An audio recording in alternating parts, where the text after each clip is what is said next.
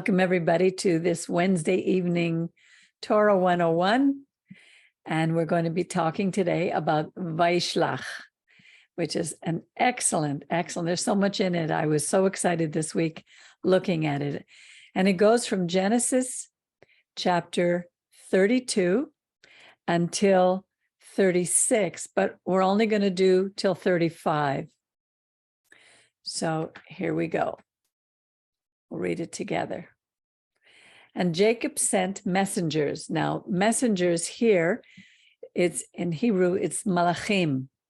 So it could either be translated as messengers or angels.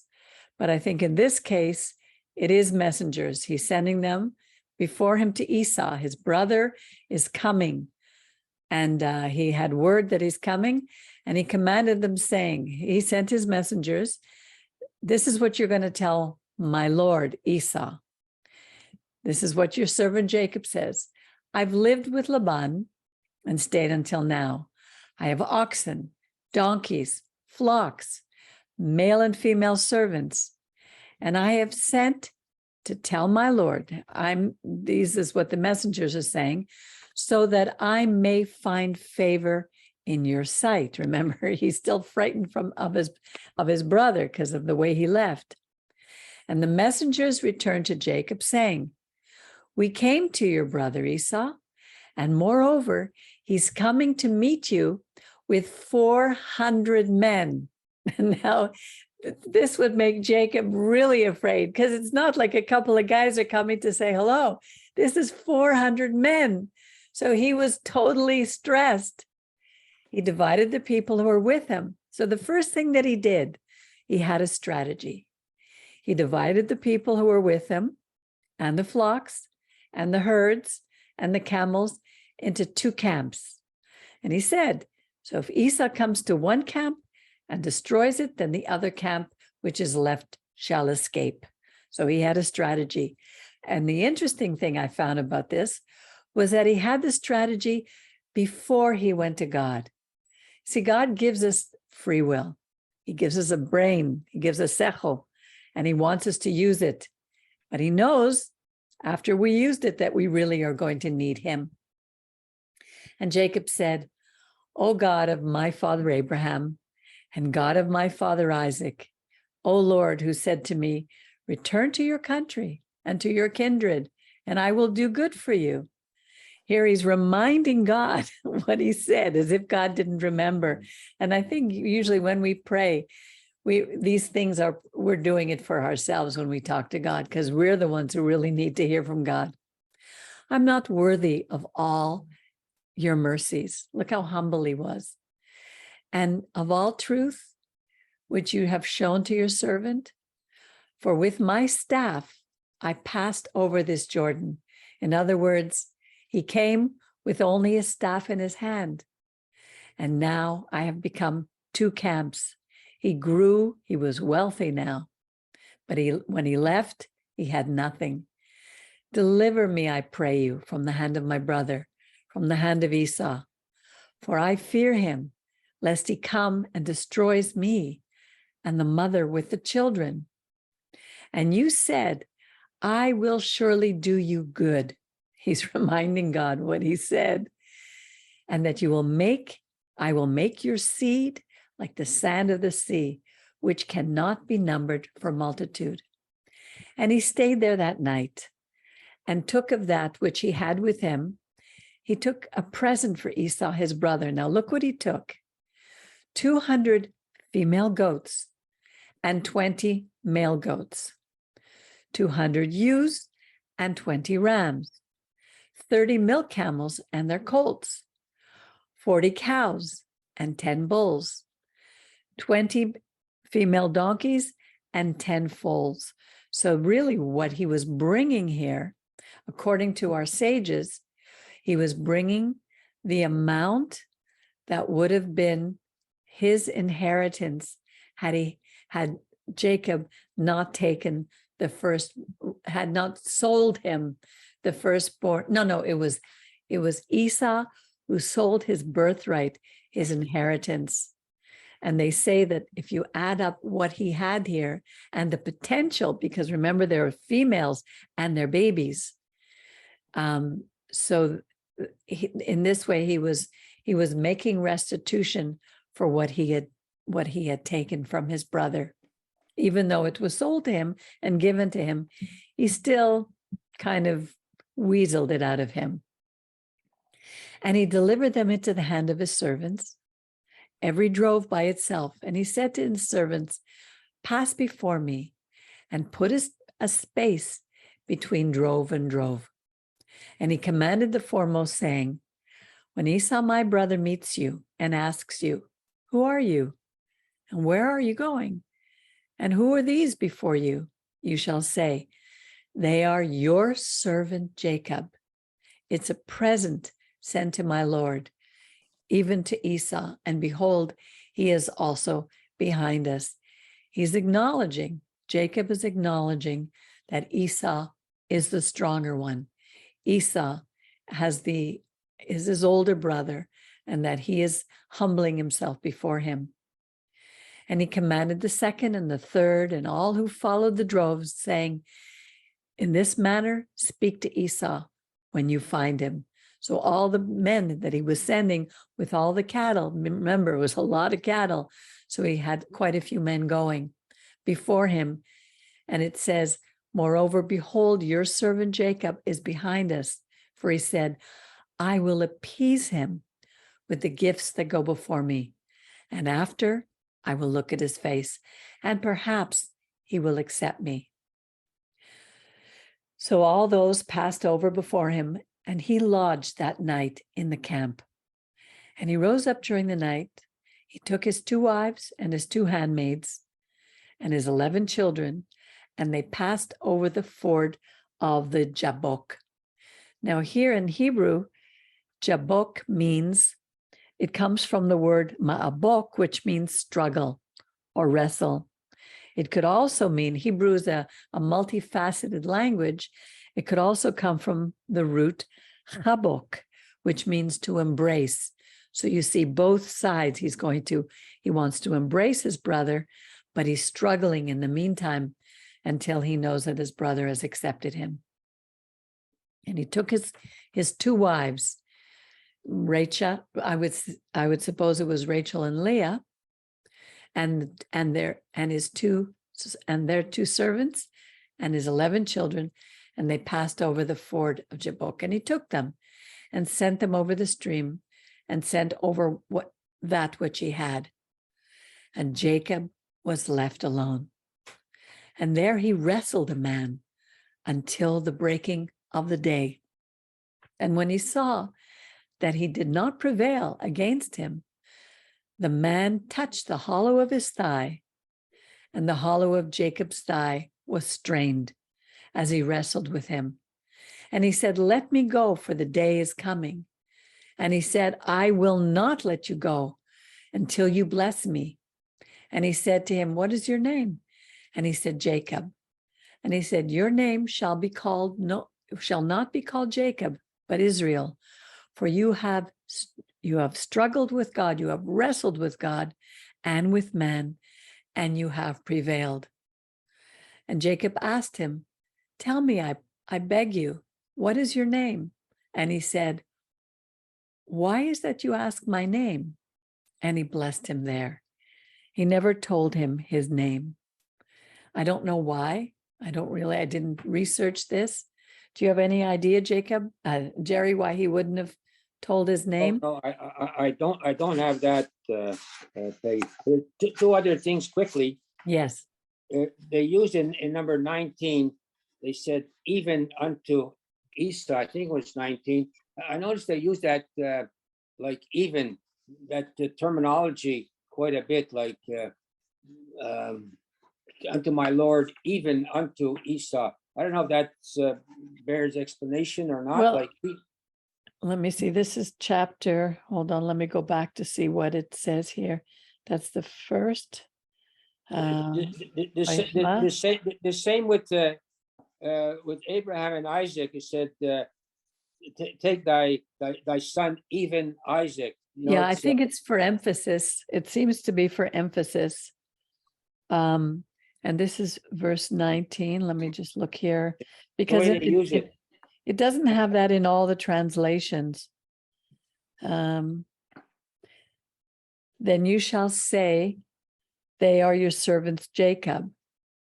It is a present to my Lord Esau, and behold, also he is behind us.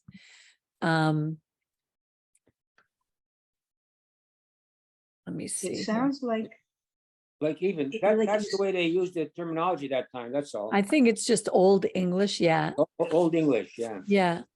Because it doesn't say that in the Hebrew. Oh, it doesn't say that? What does it, after my Lord, where does it say that? It just say, La Adonai le Esav. Oh, it doesn't say that. No, Okay. it doesn't say it. Well, it says two Esau to have To the L. Esau. So Yeah. it's two. So Ladonai, two. They translated the left for even, like Yeah. two. Yeah. But they don't have it in the other version that I have on it. You know, Okay. this is the Old other thing English. the other thing is you had like 11 children. Where was Benjamin wasn't born yet. The last son. got it. Yeah. And Jacob called the name of the place Peniel, which is from Pe, the face, El, for I have seen God face to face, and my life is preserved. And the sun rose upon him, and he passed over Peniel. Peggy, And- sorry, hello, Peggy. Yes, Sorry. When it says, I have seen God face to face, now, obviously, many, sometimes Christianity interprets that as the pre-incarnate Yeshua or Christ, whatever. Because he didn't literally, he struggled with a man or an angel, really. So that verse is one of the ones that they use to say that, right. and it should be understood that when saying he's wrestled with God doesn't mean so concretely that the man or the angel was God. No, right. I His- think when God works in our lives in some way, and there's a situation that we know he's gotten us through, nobody could see God face to face. No, Right. First of all, he doesn't have a face. And it's like they said that about Moses. He saw God face to face. To me, it's an expression that means he had an experience right. that really showed him that God is real and that God's in our lives. That's my understanding of it. Jer, Yeah. do you have a different understanding, Jer? No, I didn't understand right. I remember something like Moses face to face, and someone said they were able to see the back of the tefillin on Hashem. That's certainly a rabbinic interpretation, but I think Hebrew is a multifaceted language. It gives us pictures. Remember, we can't break down the words. It gives us a picture. It's like when Moses wanted to see God's face, he said, he hid his face, Moses, and he said, "You cannot see my face, but you can see my back." And I think that was right. That's right. But that's what so that's where I'm coming from. A little bit, you can see my back. So, You're right. But they explained the back, maybe the back of the film. So that's all they say. You can see my back, but something like that. Yeah, to me, if you're looking face to face, if you're facing something, you're facing forward. You see a little bit of the future. You see what you're having to face. When you see the back, it's like you can take, again, it's a picture in my understanding. You see everything that God did in the past so that you know you can trust him. These are pictures that they're giving. They're not to be taken literally. That's my understanding of it. That's good. That's good. And the sun rose upon him, and he passed over Peniel, and he limped upon his thigh. Therefore, the children of Israel do not eat the sinew of the thigh vein, which is upon the hollow of the thigh to this day, because he touched the hollow of Jacob's thigh, even in the sinew of the thigh vein. I think that's why they don't eat the filet mignon of the animal, and which is one of the best parts because of this. Filet mignon is the thigh. Yeah, the filet mignon is the thigh, from my Oh. understanding. The filet mignon and the T-bone steak. And the T-bone. Oh, well. Okay, here we go. Next verse, chapter 33. And Jacob lifted his eyes and looked, and behold, Esau came, and with him 400 men. And he divided the children to Leah and to Rachel and to the 2 handmaids. And he put the handmaids and their children in the front, and then Leah and the children after, and Rachel and Joseph behind. Obviously, he has favorites. And he himself passed before them and bowed to the ground 7 times. And what this reminded me of was when I read the story of Naaman. Do you remember the story of Naaman, where he was an Assyrian officer, and he came down with leprosy, and his servant told him to go to Israel, where there was a prophet, Elijah, who would be able to heal him. And he wouldn't go. He said, don't we have great rivers here in Syria that I have to go to Jordan? And she convinced him. And finally, when he went to the Jordan, he was told by Elijah, who wouldn't even come out to see him, to dip himself 7 times in the Jordan. And he was humbled. It represents tremendous humility. And here, Jacob is bowing down to the ground 7 times. Now, in Rebekah's prophecy, Esau would bow to the younger, but here the younger is bowing to the older. So Rebekah's prophecy will still come to pass sometime in the future, but it isn't now. Now, Jacob was acknowledging that he had to be humbled before his older brother, who was much stronger than him. And then he came near his brother, and Esau ran to meet him and embraced him and fell on his neck and kissed him, and they wept. And he lifted up his eyes and saw the women and the children and said, "Who are these?" And and he said, "These are the children whom God has graciously given to me, your servant." Then the handmaids came near, and they and their children, they bowed down. And Leah and her children came near and bowed down. And after Joseph and Rachel, and they bowed down. And he said, "What do you mean by all this camp which I met?" And he said, "To find favor in the sight of my Lord." And Esau said, "I have plenty, my brother. Keep what you have." And Jacob said, "No, I beg you.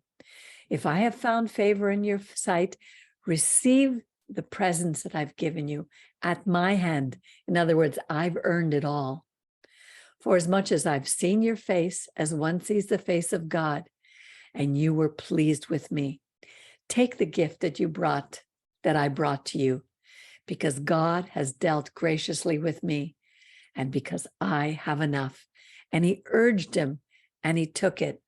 You know, sometimes when you give a gift, and the first time the person says, no, I don't want to take it. It's okay. You don't. And we offer it again. He really urged him. Sometimes we need to urge someone to take something because it's coming from our heart. And it shows that it was really coming from our heart, because if somebody says to you, no, it's okay, you take it, and you really didn't want to give it, your impulse is to take it back. But here, Jacob knew that he needed to give this to make it right. This is what doing teshuvah is. Teshuvah is about acknowledging the things we've done wrong, taking responsibility for them, and making restitution. This is the picture here that God is giving us. All these stories in the Torah give us pictures about behavior, of how we need to behave in similar situations. They may look differently in our lives, but the essence is the same. And he said, let us take our journey and let us go. This is Esau speaking now. Let us go and I will go before you. Meaning Esau said, I'm going to lead the way. And Jacob said to him, my Lord, meaning Esau, knows that the children are tender. They're weak, and the flock and the herds are nursing, and I have to take care of them. And if I drive them all day, the flocks will die. So Esau, I beg you, go ahead. I will journey slowly according to the pace that the cattle and the children, until I come to my Lord in Seir. And Esau said, well, let me leave some of the men who are with me. And Jacob said, I don't need it. Why do I need it? If I find favor in your sight, just go. You see, Jacob knew the power that Esau had. He didn't want to have anything to do with Esau, with the morality of the people who were with him. He wanted them to go ahead because he knew that little by little, he could be assimilated into the people of Esau and their way of living. And he knew he needed to be separate. So Esau returned that day on his way to Seir. And also, if you go back here, Esau ran to meet him, embraced him, fell on his neck, kissed him, and they wept. Sometimes all this gushy stuff we need to be careful, because people who may have an agenda, like when you go into a store, I was listening to our rabbi talk about this, and we're going to hear it on Shabbat. When you go into a store and the salesmen greet you, they greet you with all the honey that they can. Can we help you? What is it you need? They want us to make a sale. And Esau was really letting him know who was in charge here. So we need to be careful. Jacob didn't trust Esau right to the very end. He knew that he had to keep his distance from Esau. He hadn't forgotten what had happened in the past. So Esau returned, and Jacob journeyed to a place called Sukkot, which he named because he built booths. He built Sukkot for his cattle. So he named the place Sukkot. And Jacob came in peace to the city of Shechem, which is in the land of Canaan. Now, I looked up where Shechem is today, and it's called Nablus. We know that where that place is because the Palestinians, the so-called Palestinians, are living there. And it says, and he bought the parcel of ground where he spread his tent, and at the hand of the children of Hamor, Shechem's father, for 100 pieces of money. And he erected an altar, and he called it Elohei Israel. God is the God of Israel. So this is the second place where we see that was purchased. Abraham purchased Machpelah, which today is also owned by the Arabs. And even though we paid for it, they refused to acknowledge that. Here, Jacob purchased Nablus, Shechem, and today they refuse to acknowledge it. This is the next story that happens at Shechem. Dinah, the daughter of Leah. Usually the daughters are mentioned only when something special happens. And here Dinah, the daughter of Leah, whom she had borne to Jacob, went out to see the daughters of the land. She was looking for some friends. And Shechem, the son of Hamor, the Hivi, the prince of the land, saw her, and he took her and lay with her and humbled her. In other words, he forced himself upon her. And his soul, but during this process, he fell in love with Dinah, the daughter of Jacob. And he spoke comfortingly to her. And Shechem spoke to his father Hamor. It's funny because Hamor means donkey in Hebrew, saying, "Get me this woman as my wife." Now Jacob heard that he had defiled Dinah, his daughter. His sons were with the cattle in the field, so Jacob held his peace until they came, didn't say a word. And Hamor, the father of Shechem, went out to Jacob to speak with him. And the sons of Jacob came in from the field when they heard it. And the men were so upset, so angry, because he had done this terrible thing in Israel by lying with Jacob's daughter, something that ought not to have been done. And Hamor spoke with them, saying, "The soul of my son Shechem longs for your daughter. I beg you, give her to him as his wife. And let's make marriages with us. Give your daughters to us, and we'll take our daughters and we'll give them to you. And you shall dwell with us, and the land shall be before you. Dwell and trade and get possessions therein." And we'll see later on why he's saying all these things, because he's speaking, as they would say, from both sides of his mouth.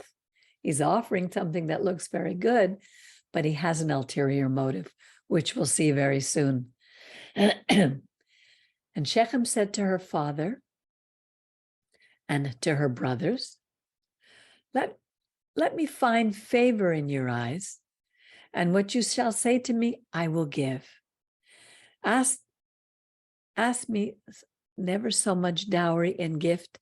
As much dowry and gift I will give according to what you say, but give me this woman as my wife. The sons of Jacob answered Shechem and Hamor, his father, with guile, with a little bit of deceit, just like Jacob, and spoke. You see, these things pass on from generation to generation. And spoke because he had defiled their sister, and said to him, "We cannot do this, give our sister to one who was uncircumcised, for that would be a reproach to us. On one condition will we consent, if you will be as we are, so that every male out from you will be circumcised. Then we will give you our daughters, and we will take your daughters, and we will dwell with you, and we will become one people. But if you will not listen to us and be circumcised, then we will take our daughter, and we will be gone." And their words pleased Hamor and Shechem, Hamor's son. The young man deferred not to do this thing. He didn't hesitate to be circumcised because he delighted in Jacob's daughter. And he was honored above all the house of his father. And Hamor and Shechem, his son, came to the gate of the city. This is where they had announcements, always at the gate of the city. And they just spoke to the men of their city. This is where they would meet, at the gate. And they made an announcement. "These men are peaceful to us. So let them dwell in the land, and let's trade with them. For behold, the land is large enough for them, and let's take their daughters for wives, and let's give our daughters to them. Only on this condition will the men consent to dwell with us, to become one people, if every male among us be circumcised as they are." And then here's the reason.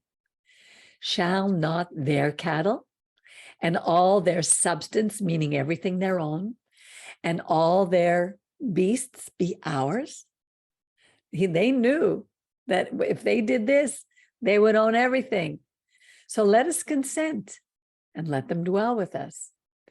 And to Hamor and Shechem, his son, they listened, all who went out of the gate of the city, and every male was circumcised, all who went out of the gate of his city. Now it came to pass on the third day, when they were in pain, because usually when you're circumcised, the third day is the worst pain, that two of the sons of Jacob Simeon and Levi, Dinah's brothers, each took his sword and came upon the city and slew all the males. They slew Hamor and Shechem his son by the edge of the sword. And he took Dinah out of Shechem's house and went. And the sons of Jacob came upon the slain and spoiled this, and he took all the spoils from the city because they had defiled their sister. They took their flocks and their herds and their donkeys and everything that was in the city and everything that was in the field and all their wealth and all their little ones and their women. They took captive and they took spoil, everything that was in the house. And Jacob said to Simeon and Levi, "Oh, you brought such tsuris on me to make the inhabitants hate us and me, even the Canaanites and the Perizzites, and I, being few in number, they will gather themselves together against me and kill me." Look how it was all about him. He didn't see what they saw. "And I shall be destroyed, I and my house." And they said, "Should one deal with our sister as with a harlot, as a whore?" Now, Jacob doesn't answer here, but later on, when we were going to read, I think it's in Genesis, where was it? When in Genesis 49:7, where gives blessings or prophesies about the future of his sons, you'll see what he says about the houses of Simeon and Levi, where he's telling them that they're basically under a curse for what they did here. And God said to Jacob, "Arise now, go to Bethel, where he had been before, and dwell there, and make an altar to God, who appeared to you when you were fleeing from the face of Esau, your brother."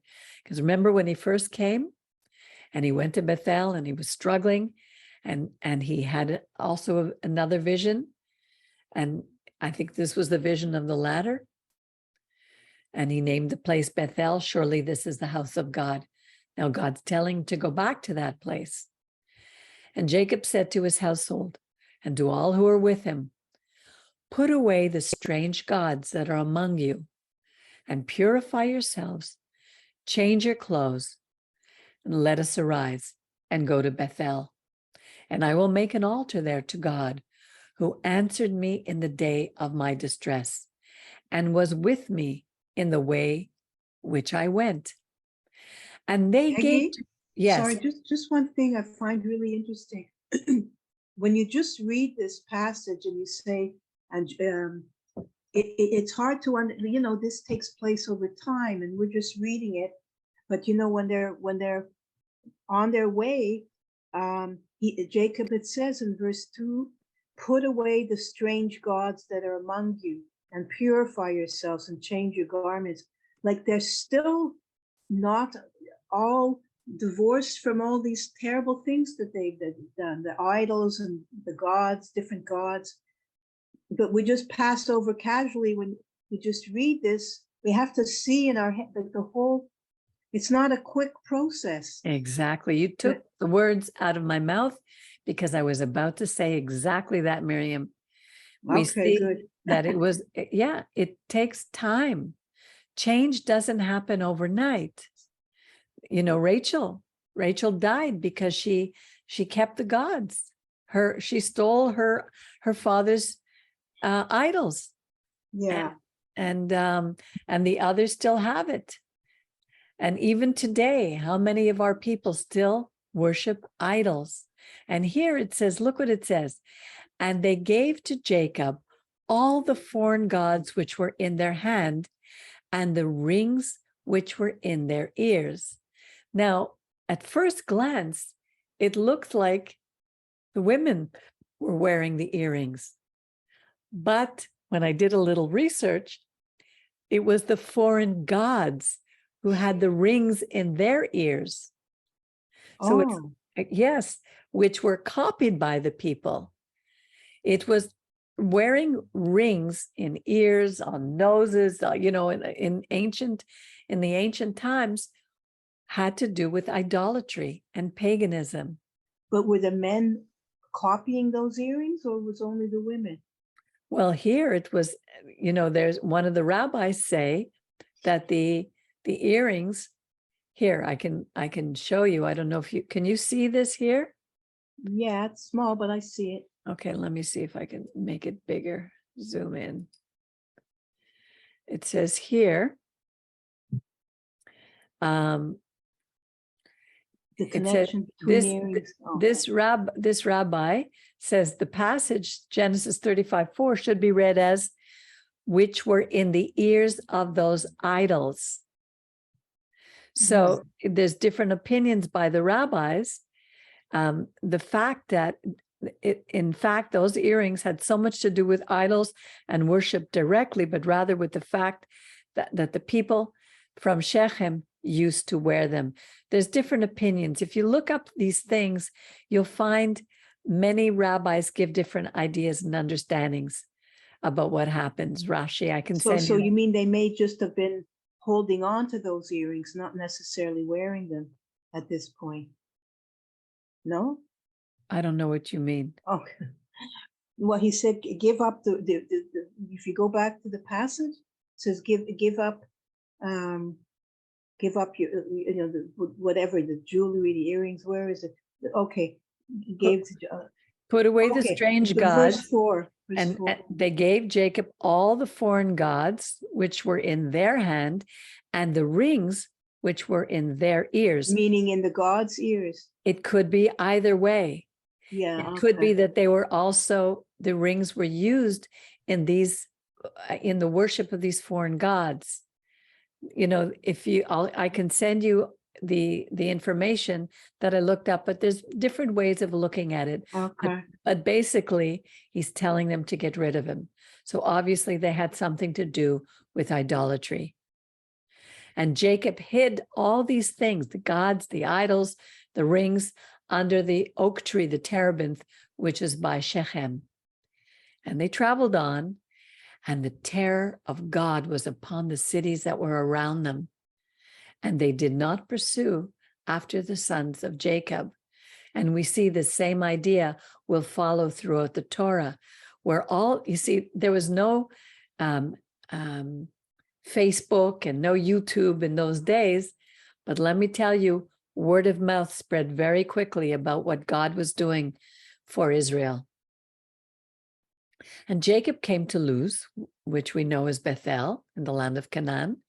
He and the people who were with him. And he built an altar called the place El Bethel. God is the house of God, because there God was revealed to him when he fled from the face of his brother. And Deborah, Rebekah's nurse, died. And we'd wonder, why does it say Rebekah's nurse? We never hear anything about Rebekah's death, but we hear about her nurse. And Rebekah herself, remember, she said when she told Jacob to lie, and he was afraid. He said, if my father finds out that I'm not Esau, he'll curse me instead of giving me a blessing. And Rebekah said, let that curse be upon me. You never hear about her again. She said, you go and I'll send word when it's safe to come back. We don't hear another word about her. And she never sent word. So we assume that she died shortly after. But here, God is reminding us about Rebekah, and Deborah, her nurse, passed away. And she was buried below Bethel under the oak. And the name of it was called Alon Bakuth, which means, where did I write this? The oak of weeping. And God appeared to Jacob again, and he came from Padam Aram and blessed him.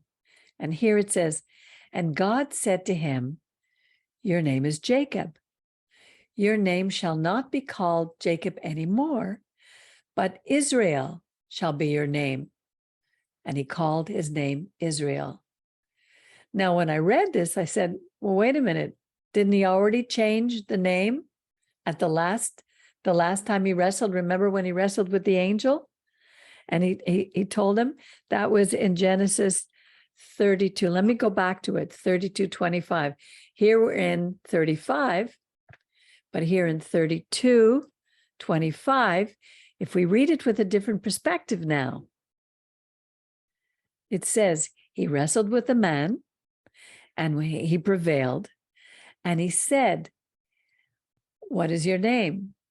Your name shall be called, no more be called Jacob, but Israel, for you have striven with God and with man and has prevailed.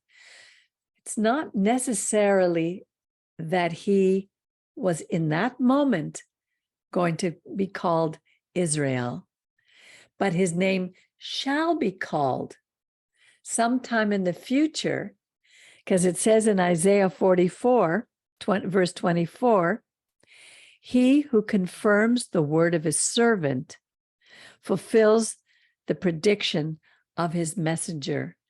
So here, the messenger was the one who he wrestled with, and the one who he wrestled with, they say could have been Samael, the angel of Esau, we don't know.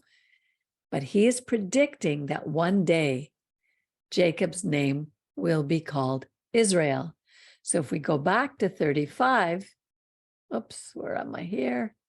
35, it is here that his name is being changed because God himself appeared to Jacob and he himself said, your name is Jacob. Your name shall not be called Jacob anymore, but Israel. And he called his name Israel.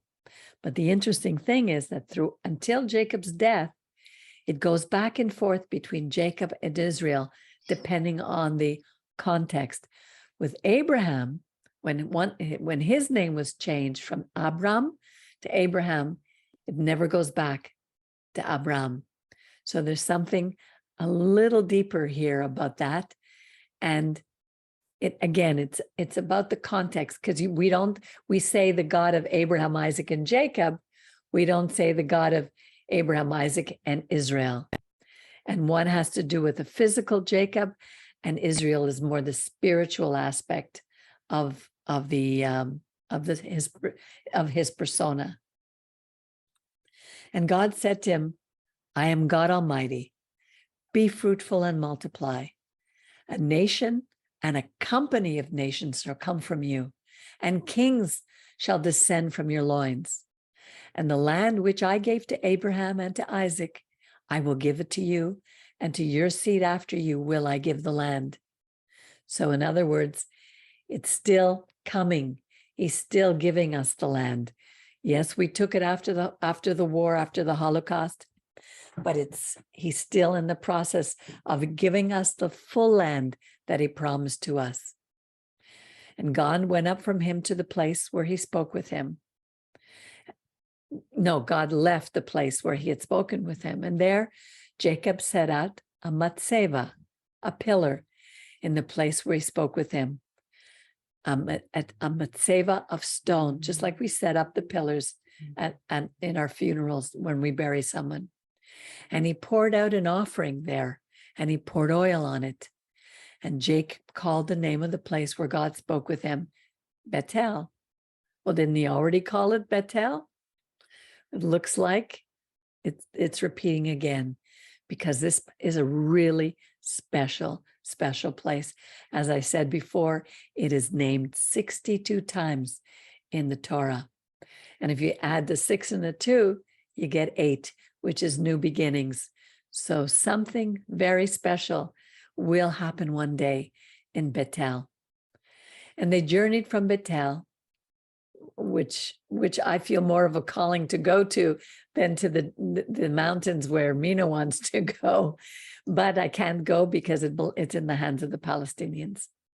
And there was still some way to come to Ephrat. And Rachel travailed, which means she went into labor. And she had hard labor there. This was, Ephrat is on the way to the Bethlehem. It says Bethlehem Ephrat. And it came to pass when she was in hard labor that the midwife said to her, don't be afraid, for this is also a son.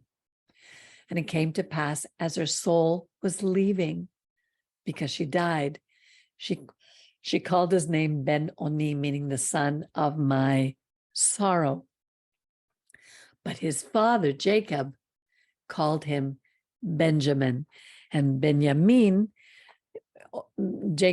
basically Jacob overruled Rachel and called him Benjamin, which means the son of my Yamin is the right, the son of my right hand, or it could mean the position of the tribes, which is on the right. Benjamin would be on the right. Rachel died and was buried on the way to Ephrat, which is Bethlehem. And Jacob set up a pillar upon her grave, again a Mitzvah. And the same is the pillar of Rachel's grave until this day. And Israel journeyed, spread his tent beyond the Migdal Eder, the Tower of Eder. Now, this also has a meaning in the, it's mentioned several times in our scriptures. And to tell you the truth, I did not take the time to look at, but I remember it was something special. So if you want to look it up, Migdal Eder, I think it would be a good idea. And it came to pass while Israel was living in the land that Reuben went and lay with Bilhah, his father's concubine. And Israel heard of it. And you'll see later how Reuben loses the firstborn inheritance because he slept with his father's wife. Now the sons of Jacob were 12. We have the first one, who he married, Leah. She had Reuben, his firstborn, and Simeon and Levi, the second and the third, who were the ones who battled against, who killed all of Shechem. So they lost the right of the inheritance. So the inheritance would go to the fourth, to Judah. And from Judah comes the line of the kings and of King Mashiach. And then we have Issachar and Zebulun. Those were Leah's children. And then we have the sons of Rachel, who were Joseph and Benjamin. And then the son of Bilhah. Rachel's handmaids were Dana of Naphtali. The son of Zilpah, Leah's servant, Gad and Asher. These are the sons of Jacob, born to him in Padam Aram. And Jacob came to Isaac, his father, to Mamre, to Kiryat Arba, which is Hebron, also in the hands of the Arabs today, the so-called Palestinians, where Abraham and Isaac sojourned, where Abraham and Isaac lived. And the days of Isaac were 180, I think that's 80, right? 180 years. And Isaac died, he died, he breathed his last and was gathered to his people. He was old and full of days. And Esau and Jacob, his sons, came to bury him. Just the way you see when Abraham died, his sons went to bury him, Ishmael and Isaac came to bury Abraham. Here we have Esau and Jacob, who would later also become enemies of Israel. And I'm not going to read this last. These are the generations of Esau. You have all the names. You're free to go and read it all. But you'll see when you're reading it that you'll come up with many names who are enemies of Israel to this day. So there's a lot of meat in this portion. It's a very powerful message. A lot of pictures that are presented to us in it. The Torah portion, Vaylishlach, also comes before Hanukkah. And the similar idea that we can draw from Hanukkah and from Vaylishlach was where Jacob separates himself from Esau in the same way that his sons will separate themselves from Shechem who wanted to integrate, to assimilate them. Hanukkah is all about our fight not to assimilate with foreign cultures. God wants Israel to be separate, where we are not to take on the foreign gods. You saw how the battle it is, how Jacob had to tell all the people to get rid of their gods, that we needed to be separate. And even today, we need to be separate. One of the things that the rabbi talks about this week is what he believes, that if we did not have the Holocaust, we would have been totally assimilated, which was what was happening in Eastern Europe. The German Jews were becoming completely assimilated into German culture. They were becoming Lutheran en masse. They were converting to Lutheranism so that they could take part in the public domain, go to their universities, join their clubs, be part of the government. And they could never have done this while they were living in the shtetls, while they were staying true to the God of Israel. And this has happened over generation to generation. We have done the same thing. That's the story of Hanukkah, is a story where we were going to be assimilated into the Greek culture, and God had to stop it. And also he said, without the Holocaust, the state of Israel would not have been born. Our people would not have gone to Israel. It's a very heavy price to pay, but our Creator has always struggled with our people to be true to who we are, a separate nation who's called to be a light to all the world. Instead, we have always chosen, like when we had our first king, Shaul, God didn't want us to have a king. And they went to Samuel and they said, bring us a king. And God said, okay, let them have a king and let's watch what he does. And he failed them over and over again. God didn't want us to have a king. He wanted to show us that he was our king, that he would watch over us, that he would take care of us and speak to us through his prophets, through the priests, the Kohanim. We would always have a direct connection with God. But we don't want that. We preferred to assimilate because, listen, it's hard to be true to the one God. We can't see him, we can't feel him, we can't touch him, whereas the nations always have something that is far more lucrative, far more, it's like with Esau. Esau had a lot to offer. He was powerful, he was wealthy, he was a hunter, he was a good-looking man, he had everything that you would want, so you think. And the people, if they had stayed and gotten together with Esau, they would have assimilated, because Jacob was quiet. He was Ishtam, a meek, mild, meek. He was a man of the tents. He was nothing that was attractive. And we have to be very careful when we choose who we follow. So that's basically the story of Vaylishlach and a little bit of Hanukkah. Any comments?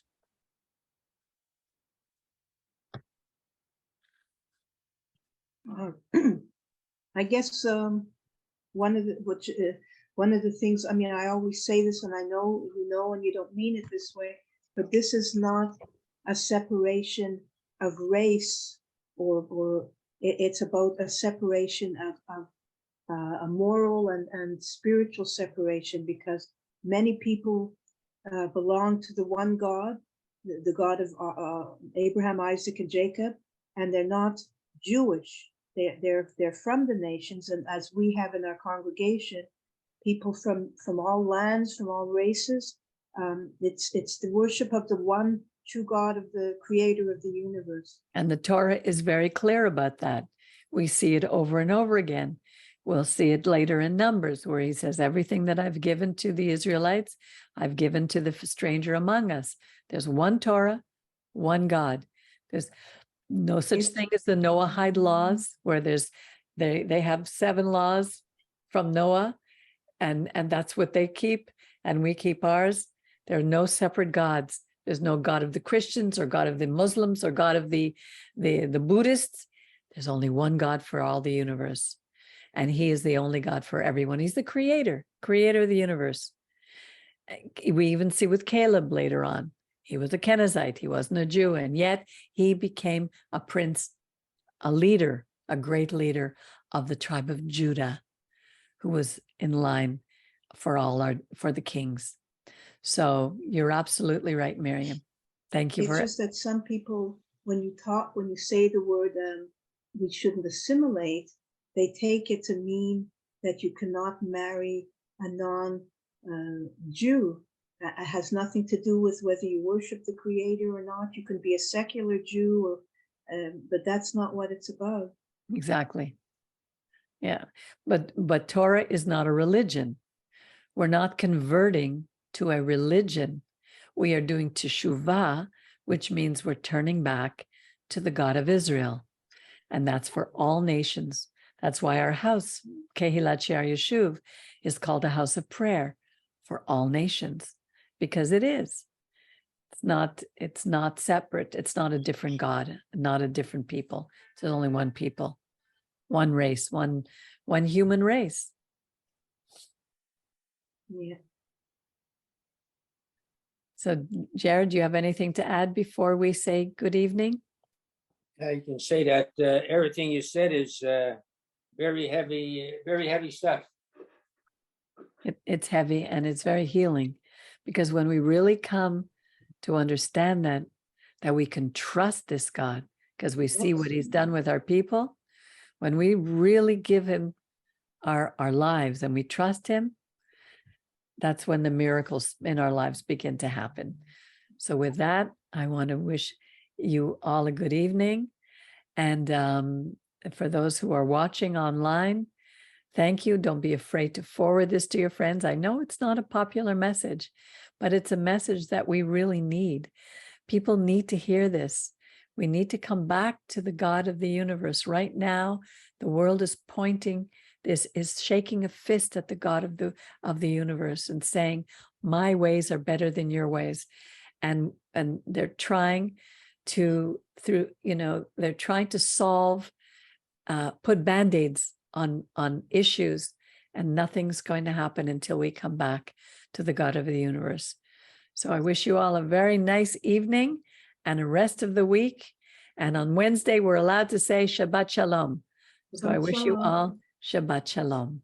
Shabbat Shalom.